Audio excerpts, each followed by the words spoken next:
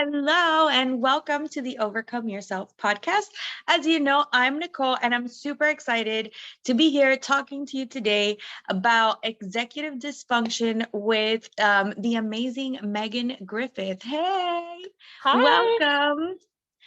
So I would like for you to go ahead and introduce yourself. Tell us about you, and what it is that you do. I'm super excited to talk about executive dysfunction and executive function, how we can work with that, because I struggled with that for a long time. So take it away, Megan.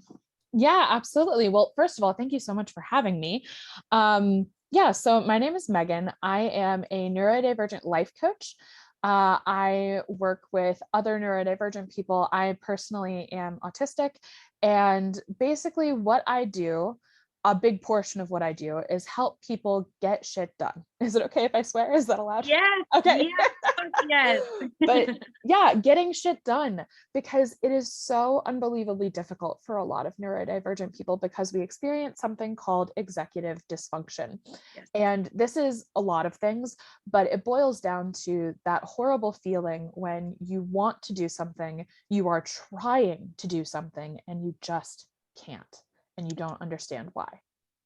When you have like a list of, another podcast interview said 11 billion things to do, and you feel like a deer in headlights, right? Is that kind of like, and then you can't really do anything, and you have this whole list and you know you want to get it done, but and then you end up like watching Netflix. That's my experience. Exactly. And the narrative that a lot of us tell ourselves is, well, I must just be lazy. That's why I'm not doing the important stuff, but I still have plenty of energy to play video games or to watch TV or to scroll on my phone. But the thing is, like, with the exception of video games, which do require some like mental effort, watching Netflix and scrolling on your phone, those are very passive activities that require very little of you. That's very different from like doing the laundry or doing the dishes or cleaning the house or doing work.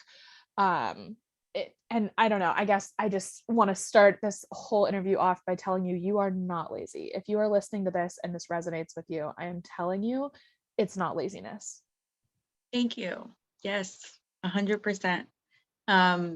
Yeah. And then, because you know what happens is I had those thought patterns and then I beat myself up about it. And then so you just end up in this horrible, like it's not helping you, right? Um, so tell me a little bit more about what you do with your clients. Like, what is there, like a something that you can give us to help us overcome some of this? Like in my book, I wrote a book called Overcome Yourself. That's what this podcast is about. And I talk about how sometimes I trick myself into getting things done. So like the dishes, one of the ways is like, I'm just gonna do just wash one dish. And then it's like, okay, this isn't that bad.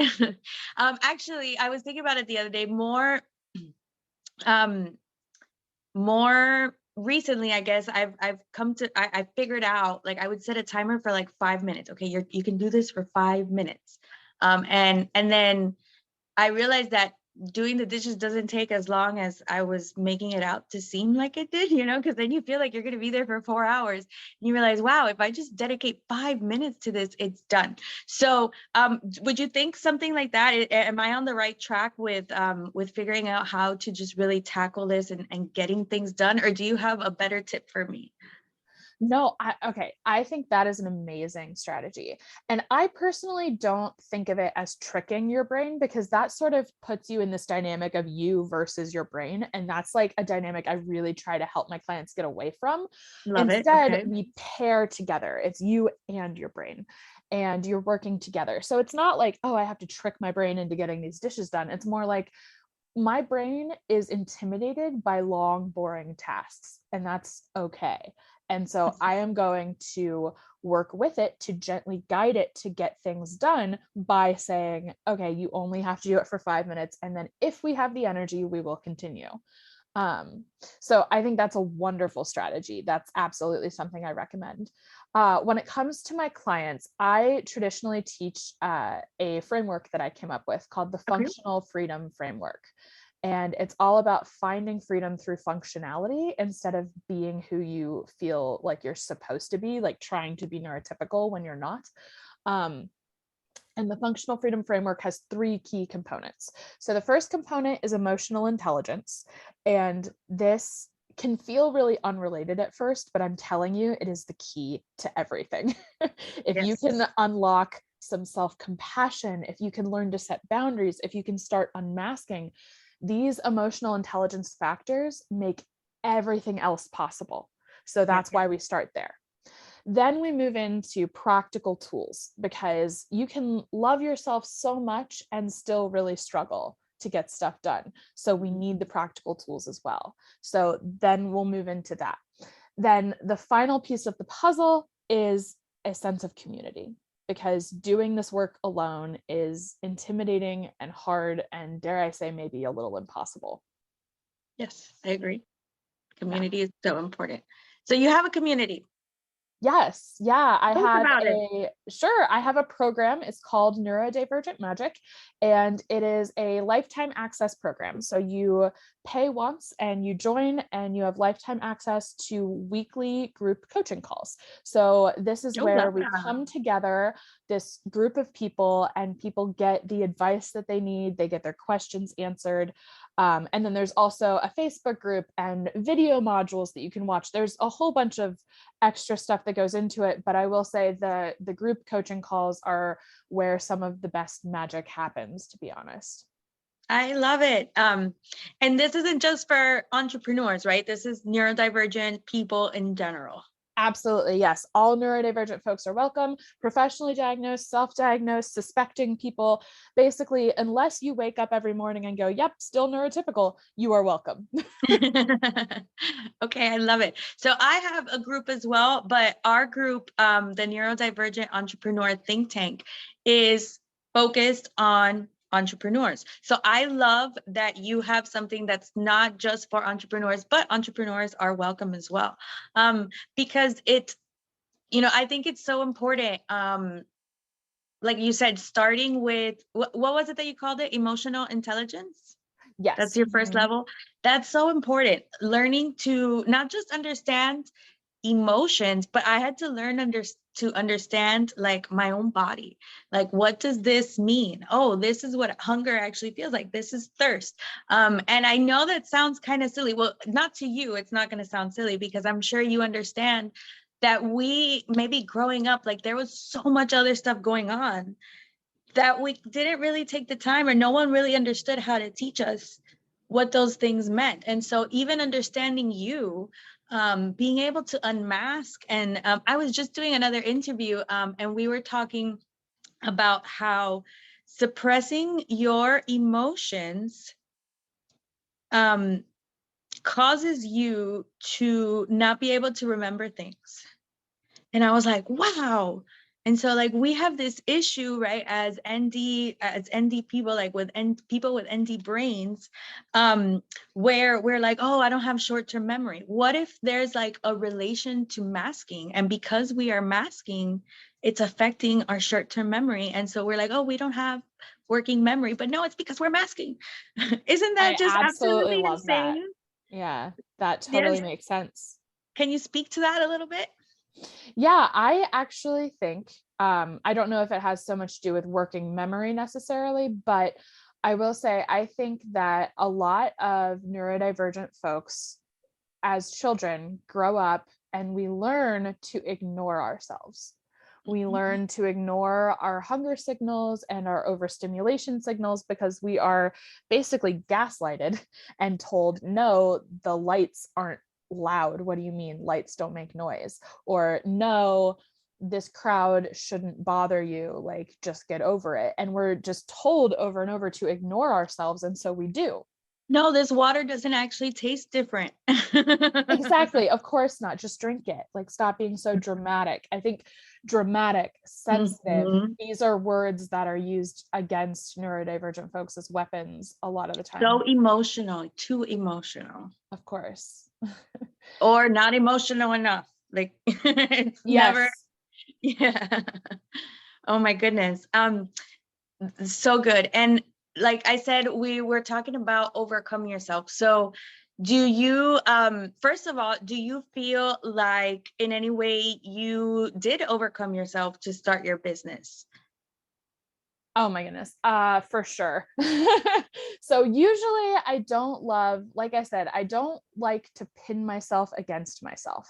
I try to work with my brain and my heart and all of this stuff. But I will say there is like a big part of me that is very, and this is not like a brag or anything, but is very intelligent and very intellectually minded. And I have had to, even though that sounds like such a good thing, I have had to overcome it because there's a part of me that truly believes that I can think my way out of any problem. And that's not how a lot of problems work.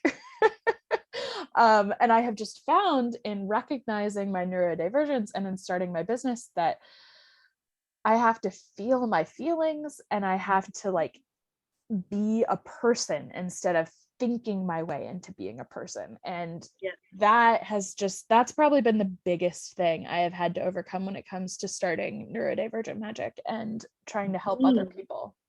Instead of doing, just being. Exactly. Right? I love that.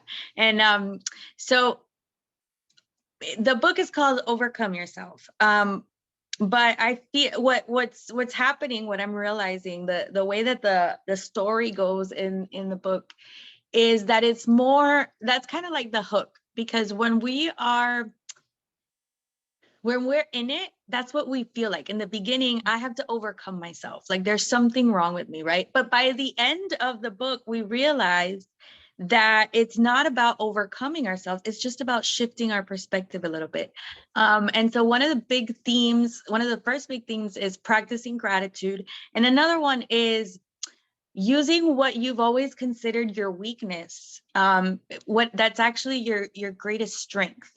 So do you feel like there's do you feel like that's been true for you as well? Is there something that you were told? For example, my example is talking too much. I was told I talk too much when I was little, right? I'm too loud. And now, like, I get paid to talk to people, right? So, like, I learned to use that as one of my greatest strengths. So, do you feel like in overcoming yourself, do you realize that you had that change of perspective and you realize this isn't about overcoming, this is about being, and learning to use what I have to my advantage, right? Do you agree with that? Yes and no. Okay. So yes, for sure, because there are so many things that I thought were weaknesses, that I were told were weaknesses, that I have come to appreciate as strengths, like my sensitivity, for instance. I was always told, oh, stop being so sensitive, stop being so dramatic, blah, blah, blah. And I have just come to realize that sensitivity is what makes me such a good coach and such a good mom and such a good partner. And it really is genuinely a strength.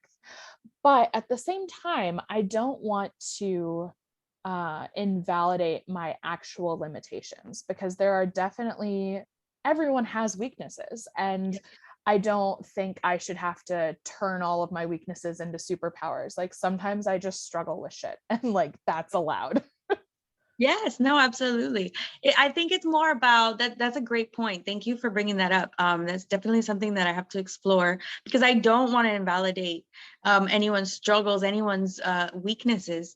But I just found that there were certain themes that came across in my entire life where it was, you know, I was told, like being bossy. I wasn't bossy. I was just exhibiting leadership traits, right?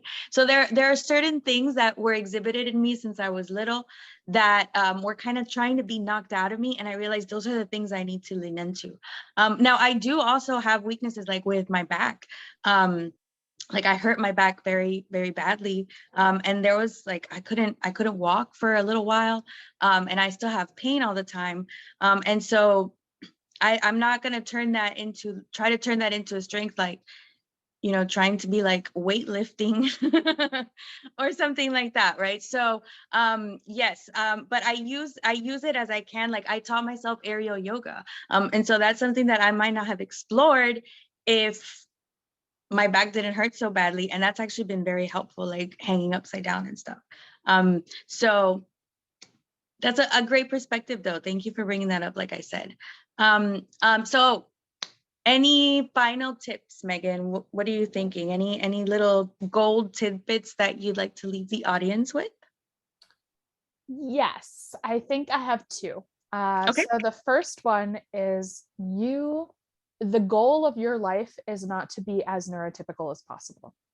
Amen. The goal of your life is to be as you as possible. And I love that. you are neurodivergent, and that is allowed and okay. And you do not have to shrink yourself constantly in order to be who you think you're supposed to be. So there's that. And then I also want to leave you with this idea that, oh, I lost my train of thought. This happens to me all the time. This idea that neurotypical people and neurodivergent people, it's almost like we are playing different sports, right? So it's the idea that neurotypical people are playing tennis and neurodivergent people are playing rugby. I don't know. We play by different rules, and that's okay. You don't have to try to be a tennis player, basically. I love that. Yes, yes. I heard someone say with people trying to communicate, it's like you have different cable packages. And so we watch different shows. So there's going to be some things that we're not going to be able to talk about because you're not watching the same shows. And so sometimes it's just about finding common ground. So your sports analogy made me think of that. I absolutely love that. And then so how can we hang out with you, Megan? How can we stay in touch with you? I would love that. Yes. If you enjoyed things I had to say, I would love for you to come hang out with me on Instagram at neurodivergent_magic. Or I'm on TikTok a lot as well. And that's at Meg Moxie, MEGMOXIE. Love it. And then do you have like a somewhere where we could subscribe to your newsletter or something like that? Oh, absolutely. Yes. I will give you the link. So it will hopefully be in the show notes, but yeah, everything, all the links that she's mentioning will be down there in the show notes or in the comments, depending on where you're watching. Yeah, absolutely. And you can join the Neurodivergent Magic program if you'd like. I have a special 10% discount code for your listeners. So that code will be in the show notes as well. And if you want to hop on my email list, get some updates from me, stuff like that, you can actually get a free checklist of 21 signs that you might be neurodivergent. And when you sign up for that checklist, you will be added to my email list. I love it. That is awesome. And definitely going to get our hands on that checklist. It's really cool to learn more about yourself and be like, oh my goodness, I'm not the only person on this earth who does this, right? Right. Yes. Yes. And so finding that community, I think is so awesome. So I love everything. So thank you so much for being here with us, Megan. This has been absolutely awesome. And we will see you on the World Wide Web. Yes, sounds great.